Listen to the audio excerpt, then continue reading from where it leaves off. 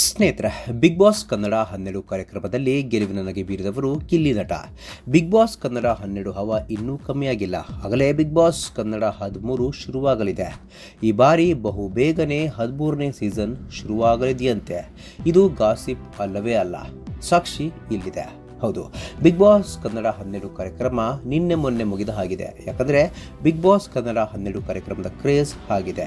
ಈ ಶೋನಲ್ಲಿ ಕಾಮಿಡಿ ಕಲಾವಿದ ಪ್ರತಿಭಾವಂತ ಗಿಲ್ಲಿ ನಟ ವಿನ್ನರ್ ಆದರು. ಇನ್ನು ಕರಾವಳಿ ಮೂಲದ ಸೋಷಿಯಲ್ ಮೀಡಿಯಾ ಸೆನ್ಸೇಷನ್ ಆದ ರಕ್ಷಿತಾ ಶೆಟ್ಟಿ ರನ್ನರ್ ಅಪ್ ಸ್ಥಾನ ಪಡೆದಿದ್ರು.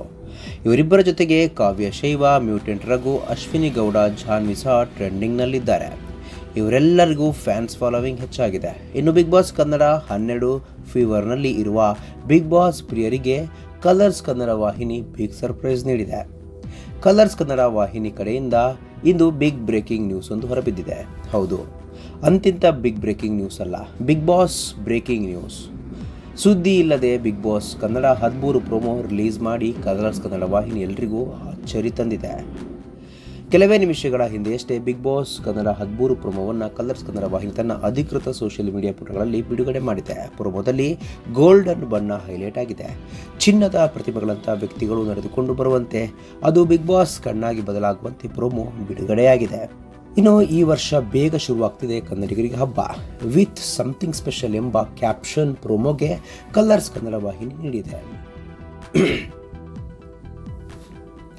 ಇನ್ನು ಬಿಗ್ ಬಾಸ್ ಕನ್ನಡ 12 ಕಾರ್ಯಕ್ರಮ ಸೆಪ್ಟೆಂಬರ್ 28, 2025 ಶುರುವಾಗಿತ್ತು. ಈಗಿನ್ನೂ ಜೂನ್ ತಿಂಗಳು. ಈಗಾಗಲೇ ಕಲರ್ಸ್ ಕನ್ನಡ ವಾಹಿನಿ ಪ್ರೊಮೋ ರಿಲೀಸ್ ಮಾಡಿದೆ. ಹಾಗಾದರೆ ಆಗಸ್ಟ್ ವೇಳೆಗೆ ಬಿಗ್ ಬಾಸ್ ಕನ್ನಡ 13 ಕಾರ್ಯಕ್ರಮ ಶುರುವಾಗಬಹುದಾ? ಈ ಬಗ್ಗೆ ಉತ್ತರ ಇನ್ನೂ ಸಿಗಬೇಕಾಗಿದೆ. ಸ್ನೇಹಿತರೆ, ನಿಮ್ಮ ಪ್ರಕಾರ ಬಿಗ್ ಬಾಸ್ 13 ಯಾವಾಗ ಶುರು ಆಗಬೇಕು? ಇದ್ರ ಬಗ್ಗೆ ನಿಮ್ಮ ಅನಿಸಿಕೆ ತಪ್ಪದೆ ಕಾಮೆಂಟ್ ಬಾಕ್ಸ್ನಲ್ಲಿ ತಿಳಿಸಿ. ಸ್ನೇಹಿತರೆ, ವಿಡಿಯೋ ಇಷ್ಟ ಆಗಿದ್ರೆ ಲೈಕ್ ಮಾಡಿ, ಶೇರ್ ಮಾಡಿ, ಚಾನಲ್ನ ಸಬ್ಸ್ಕ್ರೈಬ್ ಮಾಡಿ, ಹಾಗೆ ಬೆಲ್ ಐಕನ್ನ ಕ್ಲಿಕ್ ಮಾಡಿದ್ರೆ ಹೊಸ ವಿಡಿಯೋನ ನೀವು ಮಿಸ್ ಮಾಡೋದೇ ಇಲ್ಲ. ಮುಂದಿನ ವಿಡಿಯೋದಲ್ಲಿ ಭೇಟಿಯಾಗೋಣ. ಧನ್ಯವಾದಗಳು.